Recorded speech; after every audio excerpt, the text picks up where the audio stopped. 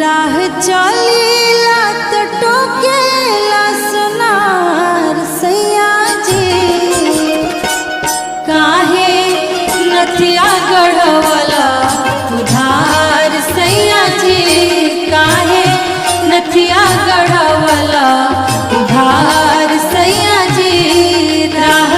चलीला तो टोकेला सोनार सैया जी राह